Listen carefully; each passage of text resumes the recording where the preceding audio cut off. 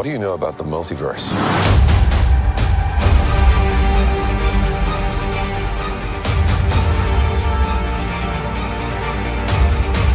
I'm sorry, Stephen. I hope you understand. The greatest threat to our universe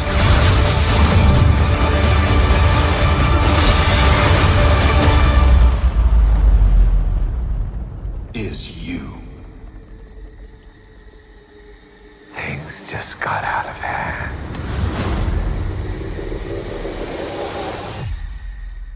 Hello and welcome back to this fan critical podcast, which is being brought to you from Earth 543 with myself, Len, and Miniman Gaz. Hello, Gaz. Hello. 543. Is that? I can't remember. Is that our Earth? Is it? Nah. Oh.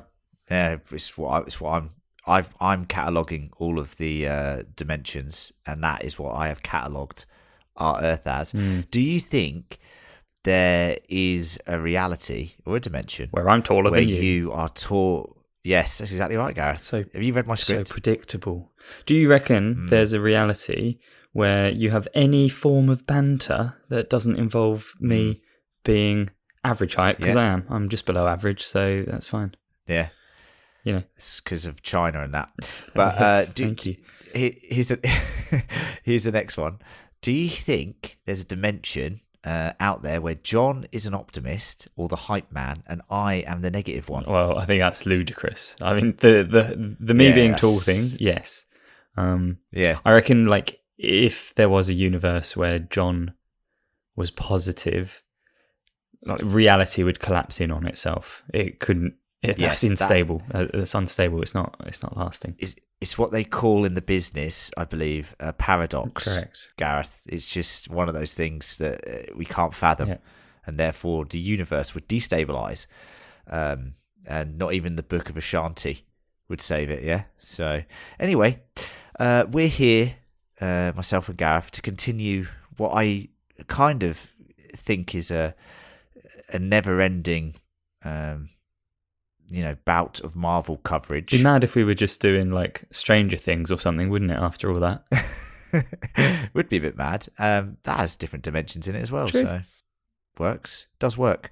And that's coming out later this month. So finally, something else other than Marvel. Pluggy. We're here to discuss the latest installment in the MCU, which is called Doctor Strange and the Multiverse of Madness, directed by the very talented Sam Raimi. Now, Gareth, I would say that the most popular phrase on this podcast in recent times is us saying, especially you and John to an extent, how fatigued you are with Marvel. Fatigue. You keep going, je suis fatigué. And I'm like, chill out, mate. There's some good stuff coming up soon. Yeah, like Spider-Man, which we enjoyed, and now Multiverse of Madness. Yep. So my question to you, Miniman. What is this? What is this nickname? I don't understand. Don't know. Just came up with it today. Are you still fatigued, my little companion? Yeah. Are you still fatigued, or are you energized for more MCU adventures?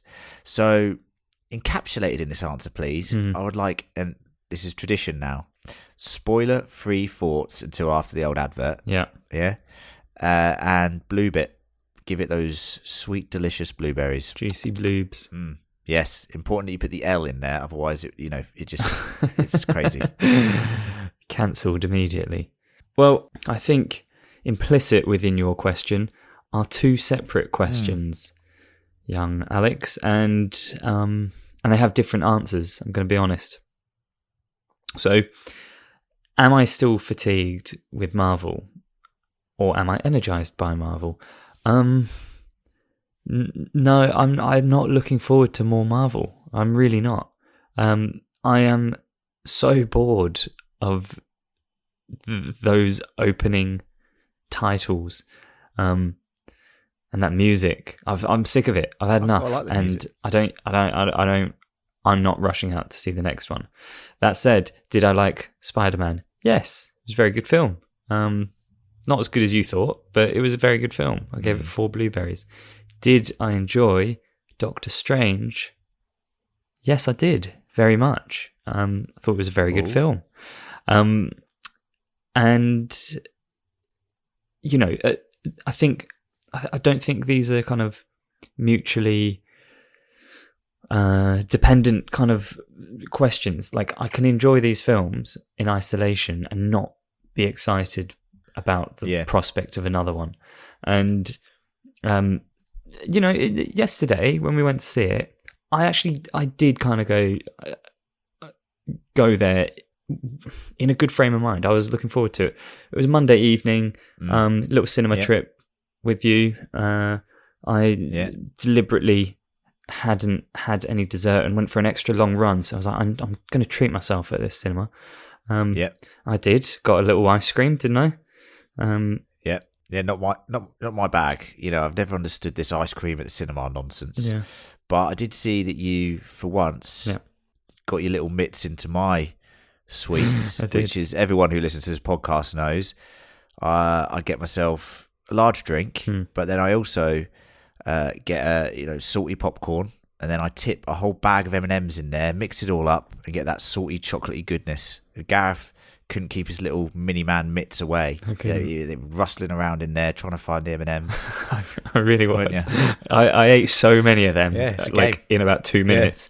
And then delicious. I was like, I better stop for a minute. And you know when you sort of pause for a second from eating for ages, and then you're like, you feel sick. It's just caught up with me. So yeah, that was a mistake. I also, when I got home, realised I'd dropped a bit of chocolate from my ice cream on my t-shirt. So disaster on the snack front. But I was looking forward to it as a popcorn cinema trip, and that's what I got. And it's a good film. It has some elements that I loved. I thought it had, obviously this is all spoiler free, but I thought it had some elements that kind of felt like a bit of a throwback. Felt a little bit like a 90s movie at times, which I quite liked. There were a few kind of Lovecraftian moments, which I'm a big fan of. Love the art, not the artist. And some of the multiverse stuff was cool. I don't think they went crazy enough with it, or as crazy as they could have gone. But you know, we'll get onto that. Yeah. And there were just one or two things, like one major kind of plot point or development that I just thought was a little underdeveloped. And that was a bit of an issue for me. But look, overall, did I enjoy myself at the cinema yesterday watching this film? Very much so. Yeah. And it gets 4 blueberries again. There you go. 4 lovely blueberries. But am I excited by the next installment? No. Thor Love and Thunder. Thought you'd be up for that one. Guardians, Thor, Korg, Taika Waititi directing. I think you are pretty excited for that one. Yeah, maybe. Yeah, take your comments back.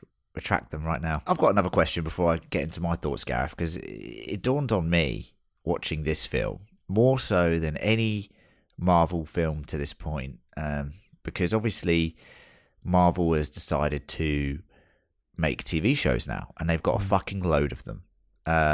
WandaVision, What If, Moon Knight's just come out. It had Falcon and the Winter Soldier, fucking Hawkeye, and these TV shows now are like fucking homework. If you haven't seen WandaVision, this film loses all emotional impact for me. You have to have seen that show to understand essentially a huge motivator in this film. And I think that's a problem.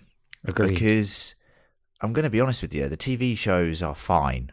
Loki is the good one, the real good one, right? And I think that even is sort of required viewing for some of this to understand some of the multiversal shit. But yeah, it just dawned on me when I was watching it. I was like, wow, if you haven't seen WandaVision, you're fucked. Yeah. Like you're just not going to get something out of this film. Anyway, and I digress. I mean, it's how much lore are they building on? I mean, I know obviously there's original source material lore, but even just the films of the last kind of how long? I don't know, 20 years, 15 years. There is so much, and if you miss one of them, it costs you massively. Yeah, I think that's what happened to me, it does. That's why I lost the energy, because I missed a couple of beats once, and then I'm lost. But yeah. Anyway, well, here's the thing, Gareth. I'm going to come to my thoughts on the movie now, spoiler free, of course. And I have to say, I did a very good job of remaining spoiler free for this film before I went to see it, right? Because there's a lot of stuff floating around out there. Some of these people trying to ruin films for people. But the one thing I did catch was a lot of people's reviews. Yeah, so they crept through the little holes in my Twitter feed and my sort of personal viewing, and I was a bit worried. I'm not going to lie to you, because a lot of these reviews were like a bit meh and a bit saying, yeah, it's all right, nothing special. So I went in thinking it's just going to be another sort of formulaic Marvel movie. Which would be a huge shame, because I think Sam Raimi is a fantastic director. Yeah. And I was hoping that we're going to get some serious horror, moments in this film, because I think Doctor Strange, more so than any of the other characters, really does lend itself to some scary shit, like mind-bending, like that Lovecraftian thing you mentioned, Gareth, where you can't quite get your head around stuff. Yeah. Like that sort of crazy, insane, inducing, cosmic element that we don't necessarily get from a lot of the other MCU participants. So I was bloody pleasantly surprised that this movie actually felt like a perfect comic book movie, because it felt like this was like an extended run of issues, like maybe like 5-issue series of comics that had been translated to the big screen, and they had like this guest author and illustrator come in and do this like little series. Yeah. And it kind of felt like that to me anyway. It felt like it was its own self-contained story, which obviously is going to lean into something bigger, and I felt like it did have those moments. Like I was watching this film like with Sam Raimi in my mind, going like Evil Dead, love it. That campy horror style, it does drag me to hell. Those other films, and there's so many of those moments in this film that anyone who reviews this film and says, "Oh, it's just another Marvel movie," I'm like, well, I don't think it is. No, I think there's a lot in here. Different. It is different. That is different. Yeah. Like, yeah, the main beats in terms of, we'll talk about in the spoiler section, villains and whatnot and stuff. I mean, there's some interesting stuff there as well, but I get that it's formulaic in that sense. But in the other sense, some of the stuff you see in this film, and I'm just going to say this right now in the spoiler-free section, there's actual gore in this movie. There is some of the most brutal deaths you're going to see in a Marvel film. Bear in mind, this has got to appeal to kids. There are a couple of kids a discussion in the screening that we were in, and I felt terrible for there's a genuine discussion going on at the moment about whether this should have been rated more strictly for the younger audience. I think it should have. I really think it should. I read some people's reviews going, it's not scary. Look, and I love horror movies, and I'm not saying it is scary, but I'm saying there's stuff in there that if you're a kid that's like 10 years old, there's some stuff in there that's pretty scary. If you're a kid who's like 33 years old, there's some stuff that's scary. Yeah, damn straight. And I'll say I love that shit. I was all in for that. I was loving those moments. I think you're completely right. Multiverse of Madness. I mean, I'm thinking I need to see at least 5 or 6 universes, Gareth. Yeah. We probably get like 3 at best in this. I mean, 2.5 probably. Yeah. So I'm saying, like, they didn't really lean into enough of the multiverse for my liking. Or the madness. Or the madness. I would say there is a lot of madness in there. Yeah, I'd say there's some. I mean, I bloody loved it, really. I'm not going to give it 5. I'm going to give it 4 because I do think there's some flaws in there. I do think that not showing more of the multiverse was a missed opportunity big time. But where they take certain characters, I thought was really interesting. And I also think that Benedict Cumberbatch gave his best performance as Doctor Strange. I thought he feels really comfortable in that role. I think Elizabeth Olsen is amazing. I thought she did a fantastic job. And for me, like it was better than these mere reviews that I've been hearing. So I was pleasantly surprised. I thought I was going to go in there and just give this a flat 3. I'm coming out very positive, giving it a 4. It's not near a 5, but it's a really fun film. I mean, I would definitely watch it again. I'm not saying I'd watch it as much as I'd watch Spider-Man, because I think that the latest Spider-Man, I think, really has that feel-good factor about it. I think this is darker, more sinister. I think there's a lot of really interesting themes at play here, but it's not one you'd rush home and see. But I would definitely watch it again. So I'd give it a 4, and pleasantly surprised. So anyone sitting on the fence thinking, yeah, the reviews don't look that great, I would, and especially if you'd like some horror stuff, right, Gareth? I would definitely say go in with an open mind and try and just appreciate some of the different things that Sam Raimi is bringing to the MCU here, because I do think he's brought something that we haven't necessarily seen before. It's it's seasoned with horror. It's not. Yes, it's still a comic book film, but yeah, definitely. He's got the horror shaker out, and he's just sprinkling loads of horror over it. Yeah. In certain moments. Exactly right. Yeah, good point. All right, well, that's our spoiler-free thoughts. We're going to have a little advert now, and after that, we're going to get into some spoiler-filled thoughts. So if you don't want to be spoiled, tune off now, go watch it, come back, listen to the rest after you've seen it. Cumberbatch after you've seen the film. So yeah, good that. That's good that. The multiverse is a concept about which we know frighteningly little. Okay, Gareth, little advert, little plug here.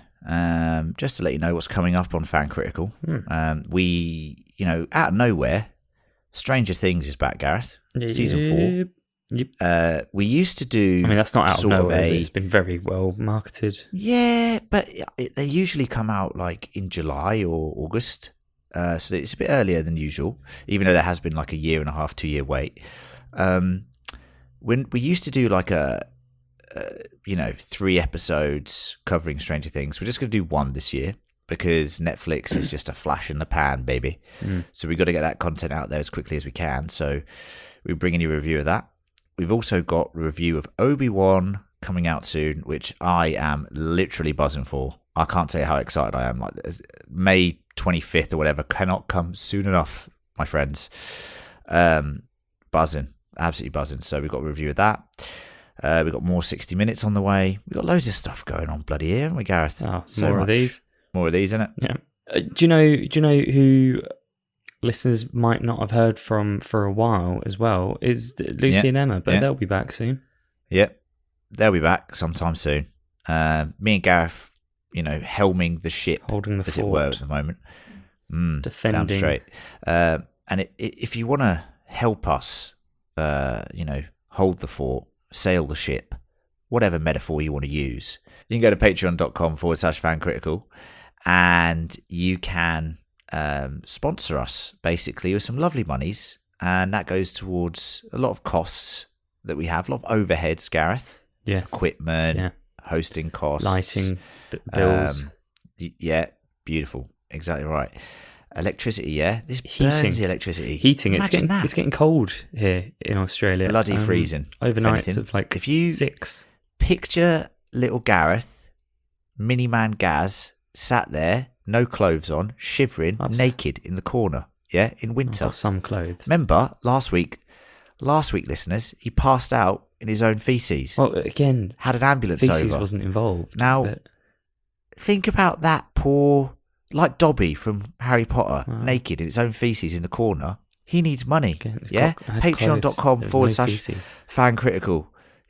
Anyway, that's enough of that. Patreon.com/fancritical. Help little Gareth. Thank you very much. Let's move on to spoilers for Doctor Strange and the Multiverse of Madness. Got my own clothes. But I never meant for any of this to happen.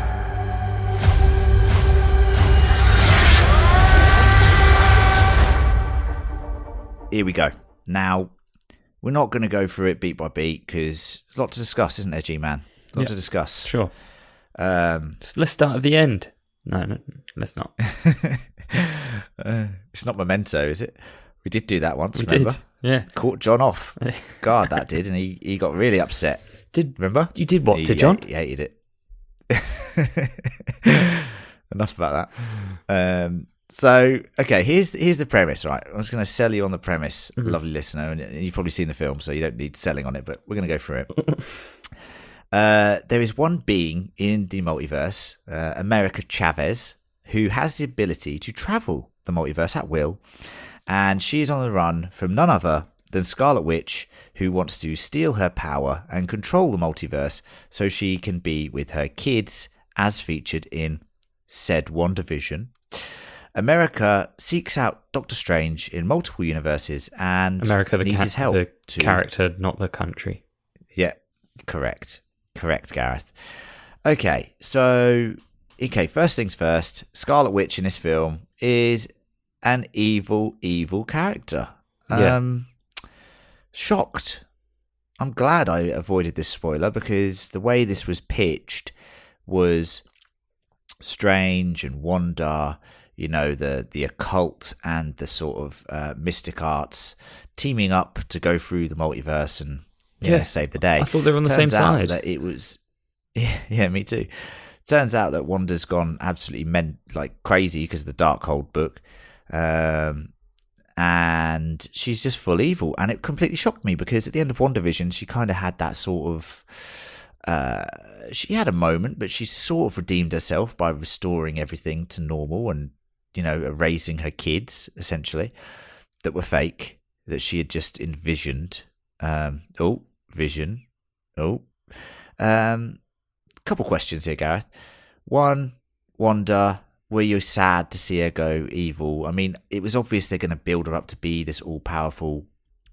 Kind of reminds me of Buffy season 6 when Willow turns evil and she's like the evil witch and she's the big bad in that season. It was literally straight out of the Buffy book, Gareth. What do you think about it? You know, I've never watched Buffy. I know, and that is a shame because I'll tell you something, it's a fucking great show. I can watch it. It's on a streaming service in Australia called Stan. So I could watch it all if I wanted. Yeah, I think so. This was probably one of my bigger issues with the film was just like how quickly that turn happened. Yeah, and well, if you haven't seen fucking WandaVision, I'll tell you something right now. You'd be like, that doesn't make any sense. Yeah, but I have seen WandaVision, and even with that prior knowledge, it still felt too quick because well, I think the problem is that like Doctor Strange kind of acknowledges what happened in WandaVision and kind of acknowledges that she redeemed herself or like at least put everything right. And so it's like, okay, we can draw a line under that. And then it's like, lovely. Yeah, but actually I'm still evil. It reminds me of how quickly Game of Thrones went to shit in the final season with a certain Mother of Dragons. Just fucking keep out it of nowhere. vague. Yeah, perfect. Yeah, sorry. Yeah, that's secrets. Yeah, no one will figure that out. It's the Enigma code. Speaking of Vision and WandaVision, where the fuck is White Vision in this film? Where the fuck is he? Yeah, I don't know. No, there's no answer to this, is there? And also, I'm just trying to think. Did she say anything? Did she say like, oh yeah, he's just gone on a trip to France or something? Like nothing. Nah. So White Vision is like, you know, he's gone off to do some processing because he's more robotic than emotion because he's not really Vision, but he is Vision. You know, it's confusing. Also, why her big goal is to, she knows that in other universes her kids are actually alive, and that is her main motivator, is that she wants to see her children and live with her children. So if she gets the power of the multiverse from America Chavez, she can control that. She can cure them if they ever get sick by going to another universe and getting a cure, or she can move to another universe where they're alive again, or whatnot. So it's quite twisted in a way. It's this ultimate feeling of control that she needs. But why does she not want to go to a universe where there's Vision there as well? I was just watching it like the whole time going, so you don't give a fuck about Vision, like the love of your life that you murdered by ripping his life force from his head. And you've mentioned it in the film and how it's a big motivator for you. Why don't you want to find a universe where there's you, Vision, and the kids? So I think it's safe to say the whole Wanda motivation stuff is a bit of a, I don't know, it's a bit of a dropped ball, isn't it? I think so. It's too soon. And as I said, if you haven't seen that TV stuff, I really feel like you're just not getting this. Like, you'd be watching a film going, when the fuck did Wanda have kids? And then you'd be like, Yeah. You'd be like, have I missed a film? Oh, you've missed a 7-episode season, bro. Anyway, I thought she, considering the fact that, the plot flipped with her, I thought she was fantastic in this movie. I'm a big fan for lots of reasons. Yeah. She was menacing. Do you know what I really, really noticed this time, actually, is the sort of like really subtle sort of, or maybe not subtle, but the kind of occasional dipping into the like Soviet accent, like it's just that little bit of like a Russian inflection occasionally with certain words, which is really good. Like that's what it would be like for somebody who kind of didn't a lot of their growing up in America, but Sokovia kind of still has that. Yeah. That's but still has that that Eastern Bloc accent hidden deep down. It was very good. I thought she was menacing, terrifying. She really was a villain. Probably one of the best villains that the MCU has had. Because you care about her. It's one of these characters. I'd say she's up there, as one of the most fan favorite characters. And to see her turn like this, you don't want her to. You want her to. You don't want her to succeed, but you don't want her to die. You don't want her to do this. So in terms of like, because we're invested, we've seen her in 7 films and a TV show at this point, so we're fully invested in this character. So in terms of that working as a villain, I thought that was good. Anyway, the Darkhold book obviously has corrupted her, Gareth. That is what has happened. And it's made her fingers all black, isn't it? Yes, mate. She's in a bad mood. Anyway, so we follow we follow Strange and Chavez as they go through the multiverse to find the mythical Book of Ashanti. Not the R&B artist, Gareth. No. I'm not sure she wrote any books. Might have done. Don't discount her, Gareth. Anyway, this book's meant to be able to defeat Wanda because it gives the Sorcerer Supreme the power that they need to defeat anything. And they go through the multiverse and they get to a dimension that has some real quirks, Gareth. It has some fucking... Listen to this. Listen to this. This is mental, right? In this universe, red means go and green means stop. That's fucking mental. I couldn't believe it. I'll tell you what That's else, just mate. blown my mind. I'll tell you what else. Go on. You reckon that's bad? Next level. Pizza comes in balls. Fuck off. You serious? No, deadly. Okay, right. That's it. I've lost it now. They've really gone all out here. They've gone all out with this. This the multiverse of madness. This is mental. No, I tell you who is mental. Pizza Popper. He's a shit, fucking nut job. So anyway, there's this character. I'm sure you've seen it, listeners, but Gareth and me were like, I think we were just a bit bewildered by the dialogue, and we'll get on to end credits later. But it was fucking Bruce Campbell, Gaz. It's fucking Bruce Campbell. We did say that's got to be somebody. Yeah, so we were a bit dazed because the dialogue is so bad. Like, Chavez goes, pizza balls. Most food in universes is free. I don't know why you have to pay for it. And then Pizza Popper comes up and goes, hey, I'm Pizza Papa. Pay me for those pizza balls. And she's like, oh, maybe it's not free. And he goes, I know what you are. You're a taker. Here, have some mustard. I'm going to spray mustard in your face. I'm like, what the fuck is going on? You're a taker. What is that?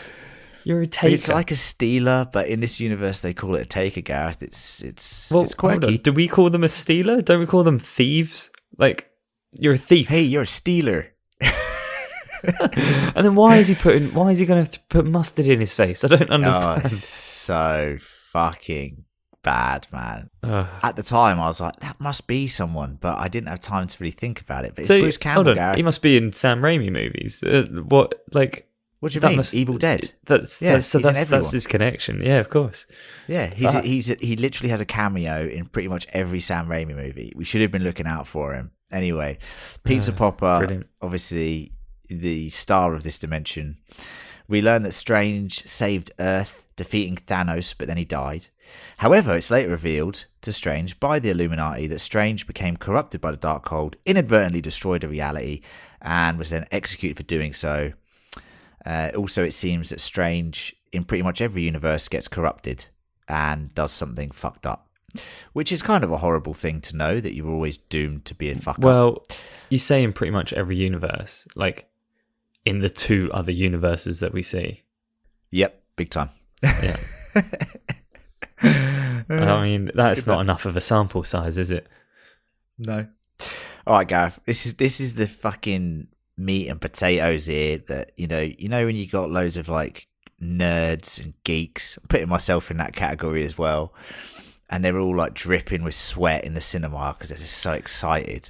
Yeah. And you get something like the Illuminati turning up, and then the sweat starts dripping even more, and they start pushing their glasses up to their you were face. Fully like snorting. Yeah, exactly right. Because they steamed up as well, didn't they? You had to take them off and wipe them. Yeah. Yeah. So the Illuminati turn up, and my palms are getting lovely, and rubbing them together, going, "Oh, the Illuminati, lovely." Yeah. And here's the lineup: Mordo, from the original Doctor Strange, Captain Carter, Reed Richards, played by John Krasinski, which I thought was very cool. Yeah.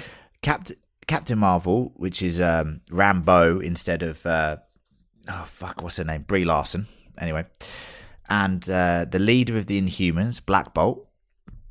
And, of course, and finally, some might say, an X-Men member in the MCU, Charles Xavier, playing Professor X again.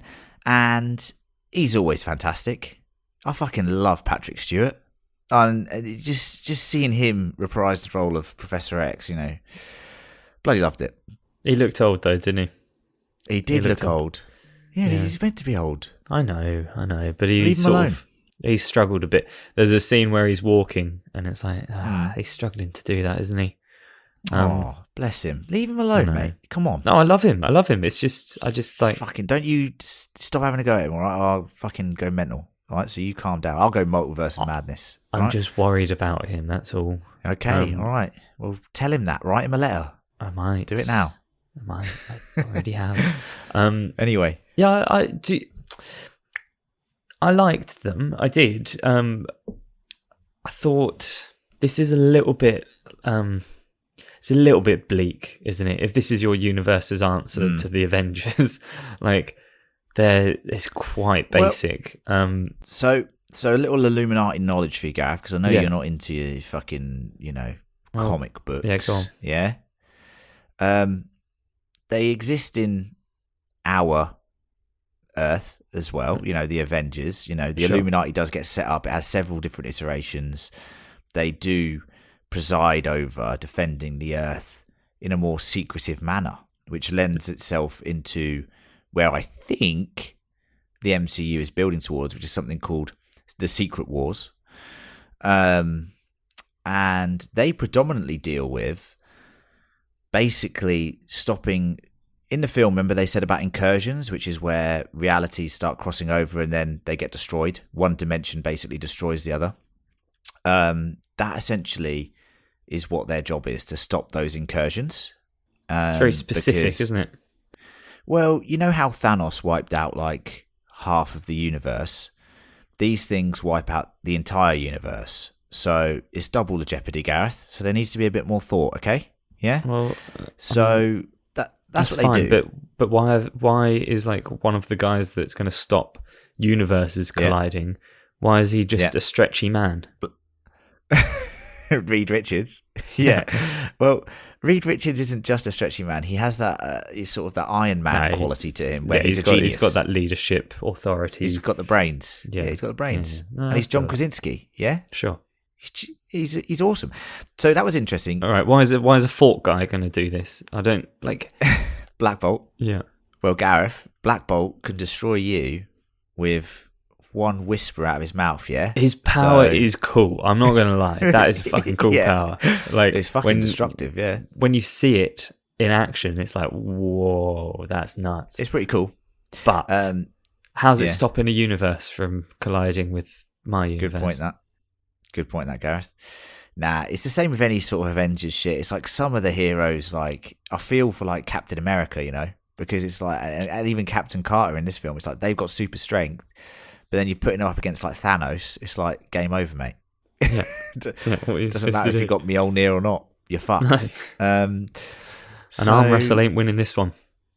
What I did like about this version of the Illuminati was how brutally they were dispatched and dismembered, Gareth. And this is where the film goes full fucking Sam Raimi. You know, Scarlet Witch comes into the room drenched in blood, basically, limping, fucking, you know, she's been in the wars, and she presides over getting rid of Black Bolt's mouth so that his power makes his head like implode from the inside. Reed Richards is literally unraveled. Captain Carter's chopped in half by her own shield. Yeah, Captain Marvel is crushed by a statue. You know, the list goes on. It was awesome, and I say this in a very macabre way. I love things like the What If show on Disney Plus, where it shows heroes getting killed, and alternate universes where stuff's, you know, different and wrong. I love like the Justice League, the latest animated of that, where everything goes to shit and people, like, they're getting ripped asunder. It's awesome. I love seeing my favourite superheroes get massacred, Gareth, basically, which is quite a macabre thing to say. So I loved all this. You're a worry, you are. I'm concerned. But yeah, no, this it was a very good scene. And yeah, it was brutal. I wondered about some of the sort of political messaging, like, you know, Captain Carter, you know, representing the UK being cut in half by her own shield. I wonder what that says about, you know, the voting power of the British people. You know, as a proud British man, Britain is fucked at the moment, and that is all I'll say on the matter. So, yeah. Anyway, you know, it's nice to have these horror vibes come into a Marvel film because, like I said, you know, there's impalings in this, Gareth. There's, you know, there's actual blood. You know, you've got Wanda limping like the Terminator at the end of the Terminator, the original, through a hallway covered in blood. That slasher movie vibe takes me back to The Evil Dead, which is possession-based horror, which gets very campy, but also at times, you know, at the time was absolutely fucking groundbreaking, and now has a huge cult following, obviously. Things like Drag Me to Hell, You know, the same vibes, and all of this is coming through into a Marvel film, which I thought was great. You know, something different.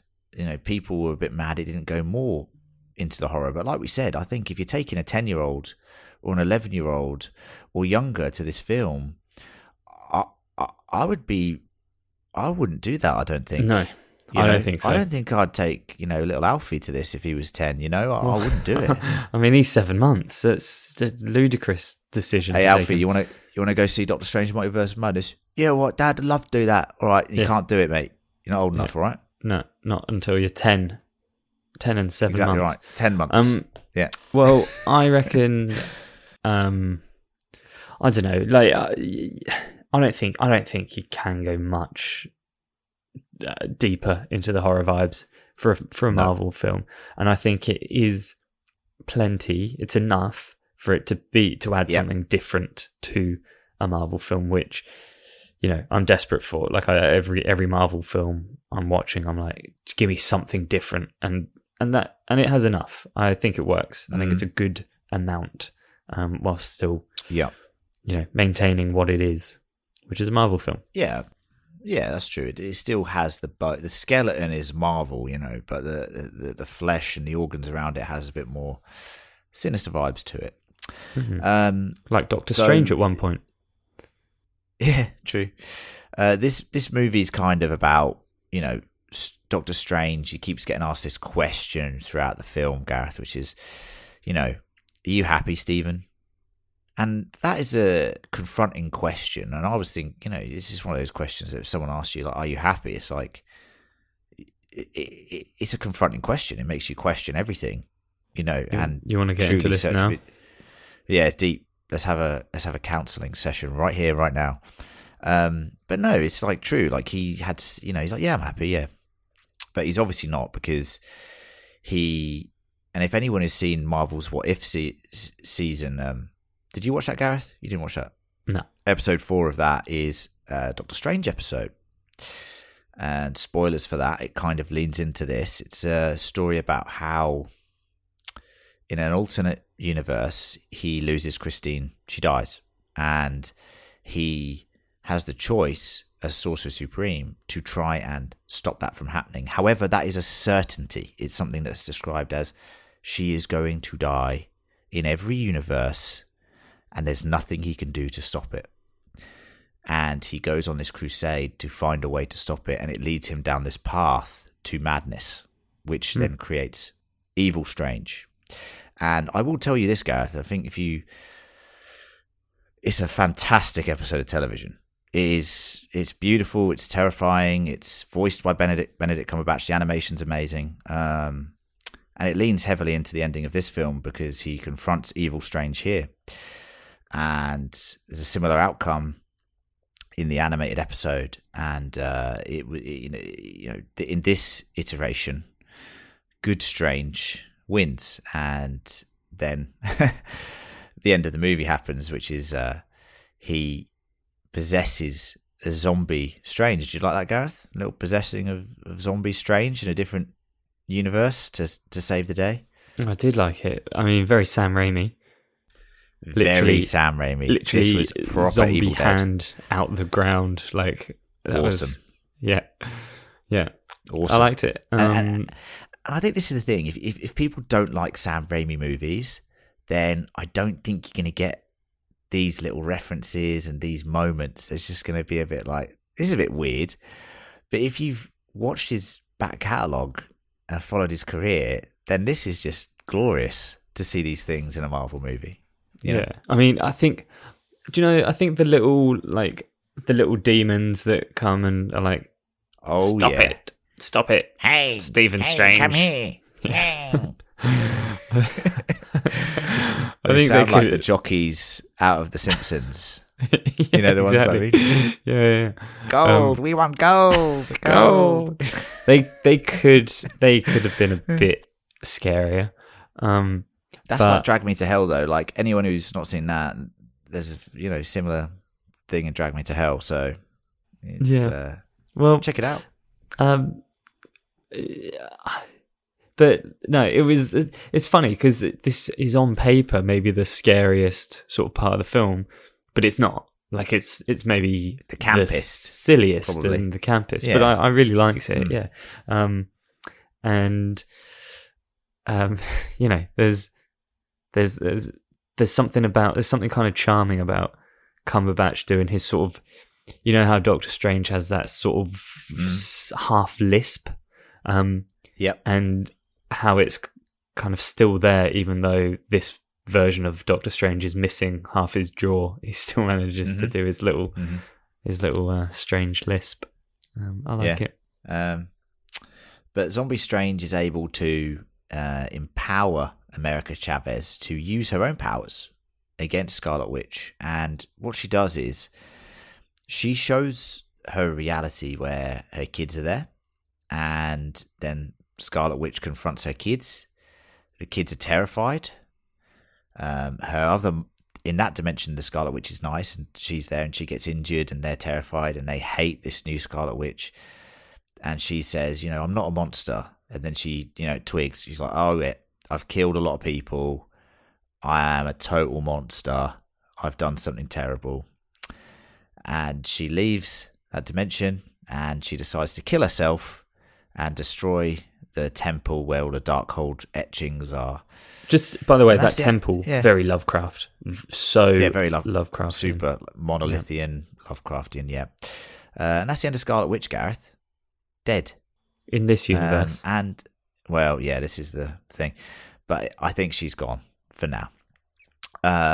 It's a sad end for such a beloved character. And that's why I think, you know, it resonates with the audience, because we care about her. And it's just, when you see characters you love go this way, which can happen, and in some of the best stories is the way it goes, you know, it's a tragedy. It's a tragedy, really, for the MCU. But it had to happen. There was a point in this movie where I'd looked, and she's, you know, it was probably after she'd just obliterated the Illuminati, and she's like chopping them in half and stuff, and I was just like, there's no way you can survive this film. Like, if she turned around and went, yeah, I'm really sorry. Yeah. Sounds about that. I was sitting there thinking, you're fucked. There's no way you can come back from this. Like, it's game over for you as a character. But her death toll in this film is through the roof. Oh, it's insane. And if she had got Chavez's power, you know, she probably would have killed all of the universes in some way. You know what I mean? Or killed whoever she needed to get what she wanted. So it's a terrifying prospect, Gareth, but she's dead now. So that's that. And as I said, sad end for Wanda Maximoff. Very sad end. And that's the end of the movie, Gareth. Basically, Multiverse is now an option because Chavez is alive. She's been trained by the mystic arts. So that's definitely going to happen. Yeah. I thought what would be good next, Gareth, unless you've got anything to add on the main film. Any thoughts? Any extra musings? Have I missed something that you wanted to bring up? No. I like Chavez's like portal. How it's a star. It's quite cool. Yeah, it's very Super Mario. Very Super Mario. I was watching it like quite they've been watching game. Mario Galaxy or something. Like, what is this? Weird. Is it a star because it's America? I think so. Like, yes. It's a bit bizarre, isn't it? Yeah, it's weird. Do you know what, Gav? I'm into my comics, obviously, and I know my knowledge of bits and pieces, but America Chavez for me is a huge, and pardon the pun, black hole. Oh. Of knowledge for me, because I don't know much about the character, but travel via black holes. That doesn't work as a pun at all. Well, close enough. So anyway, let's talk about these end credits. She is a huge universal portal to me. Okay, mate. Cheers. Pardon the pun. End credits. Oh God. So in the mid-credit scene, because these days you get like two, right? So yeah. We had to stick around. It's late at night. It's a Monday night. I was like, Gareth, we got to stick around for these credit scenes because we got to talk about them on the podcast. You're like, oh, for fuck's sake, do we have to? Because he knows one's right at the end. Anyway, the mid-credits one actually gives us something pretty useful. Strange recovered, from his whole ordeal. He now has a third eye, which is maybe something that Darkhold has done to him. Like, it takes a toll on people, and he did use it to save the universe. But in the comics, it's kind of part of the Eye of Agamotto, the necklace around his neck. That is like one of its powers is to like see through like lies, deceit, all that sort of stuff. It's the third eye, Gareth, the typical sort of third eye jargon. Got it. And out of nowhere, a little portal opens up. He's just, he's got a little scarf on. He's walking through the streets. A little portal opens up, and out pops fucking Charlize Theron. Charlize Theron. Is that an alternate universe version of it? Yeah, Charlize Theron. Yeah. So Charlize Theron pops out, and her name's Clea, Gareth. Clea. All right. And she's a core character of Doctor Strange and his storylines. She's a Sorcerer Supreme herself. Yeah? Well, she's a bit annoyed at another him, dimension. isn't she? Yeah. And she's a future love interest to Strange. So now that we've got rid of all this Christine shit, he can start getting together with Clea. Charlize Theron. Charlize Theron. Lucky boy. So what do you think about that? You happy about that? Strange getting some. I'm incredibly indifferent to that information. Oh yeah. But okay. I don't know. Do you know? Like, I'm always a bit cynical about love interests in films, like unnecessary love interests. It doesn't need it. Why is it needed? What do you mean? It's like it gives characters greater purpose. Well, no, I mean, this is a man who has unlocked like the cosmic wonders of the world, of the universe. But isn't that beautiful how even though he's got all of those powers, and it's what Evil Strange says to him, and the reason why he brings down his whole fucking universe to find a universe where he can be with Christine and causes an incursion, is because even though he has godlike powers and all this stuff, the one thing he wanted was a connection with someone, and he lost it. Yeah, well, So, why can't that be a beautiful in that, connection with, Wong or something? Like, just a forced love interest for me. Mm-hmm. It's too obvious. It's too easy. It's too obvious, and it happens all the time. Sack 'em off sometimes. Give me a film without one. Jesus. Okay, mate. Chill out. Well, I gave you Eternals, which didn't have a love interest. It had that really sweet relationship between Thena and the other one. And you didn't like that film either, so can't fucking win with you. Wasn't enough love in that one. Bloody hell. Find a balance. Anyway, so let's set the scene. Monday night, mid-credits is finished. We've got to wait like 7 minutes because there's a million credits during a Marvel There's so many film. credits, and I'll tell you what, there was one point where I was watching the credits so closely, and I noticed that some, because you know how like they have like big groups of names together, it'll be like the VFX team or something, and then it'll be the LA team, and so there'll be like a big thing of them. I noticed halfway through that some of them went alphabetical by first name, whereas others went alphabetical by surname. And I tell you what, that was the most interesting thing that I saw. Before the end credit scene. before what happened next. Fucking hell. So we wait around all that time, and the screen the scene opens up, and it's just fucking Pizza Poppy or Pizza Papa or whatever the fuck he's called, hitting himself, and then it stops, and he goes, "It's finished! It's finished!" And that's it, Gareth, and that's all we had, Pizza Papa. Is it the worst post-credit scene? Oh. I mean, it's fucking hilarious, to be honest with you, really. They've absolutely done us there, haven't they? They're like, oh yeah, stick around for this shit.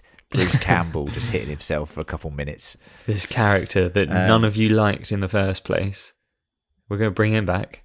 Fucking hell. But we have to do it, Gareth. It's our job to stick around for these things for people, yeah? We're not hacks. We have to be professionals.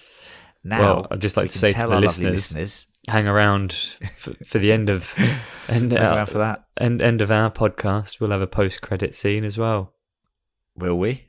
Ooh. No, we won't. We definitely won't. No, don't hang around. I haven't scripted anything, so don't even think about it. Last thing to talk about, Gareth, is just where I think this is leading the MCU, which is the Secret Wars, which is what I've mentioned, which is essentially...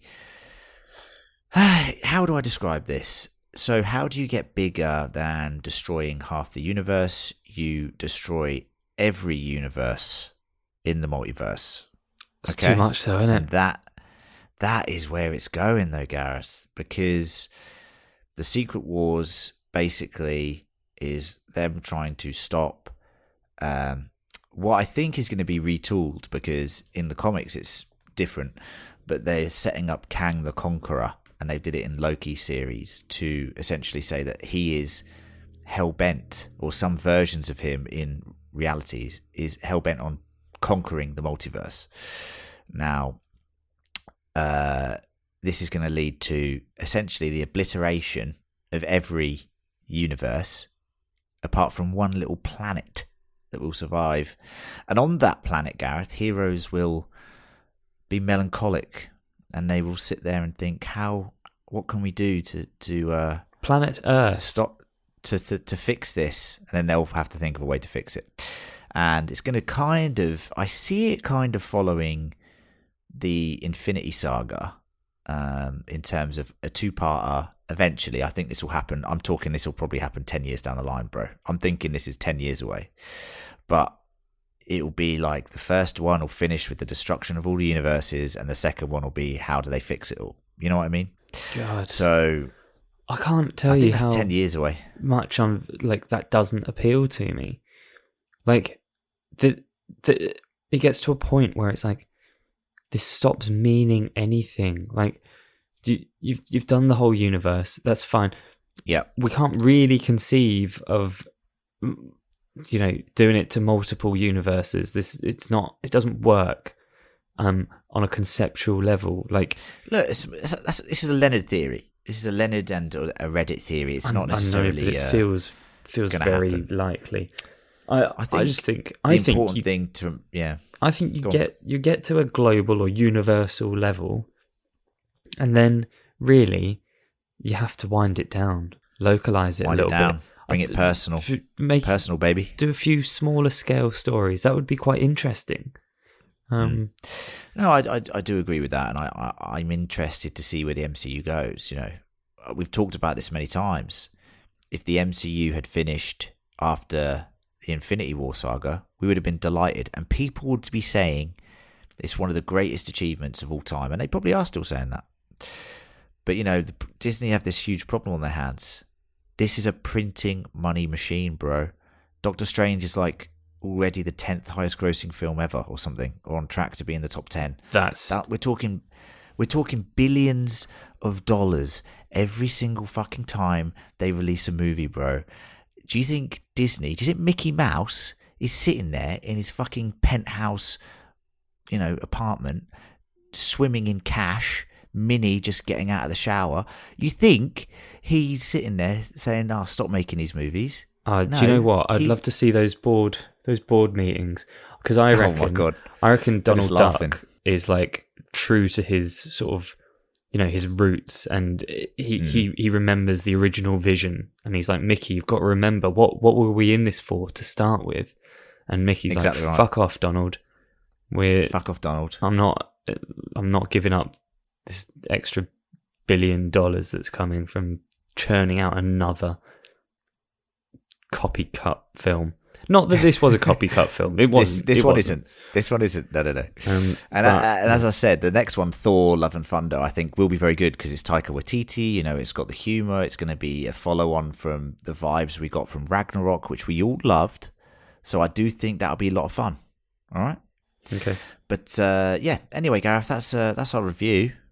Thank you, dear listener, for sticking around. We really do appreciate it. We hope that you've stuck with us through our mad ramblings on the multiverse, and it's been a lot of fun, hasn't it, Gareth? It's a fun film to talk about. I think we've visited over 2.5 universes. 2.5 universes. Yeah, Exactly. Yeah, thanks, guys. Really appreciate it. Gareth and me will be back sometime soon.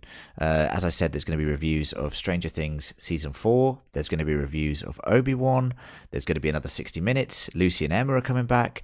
It's all going on here at Fan Critical. And as I said, if you do want to help little Gareth shivering in the cold, naked, patreon.com/fancritical. Wintertime is very harsh here in Australia, and any help would be massively appreciated. Patreon.com/fancritical.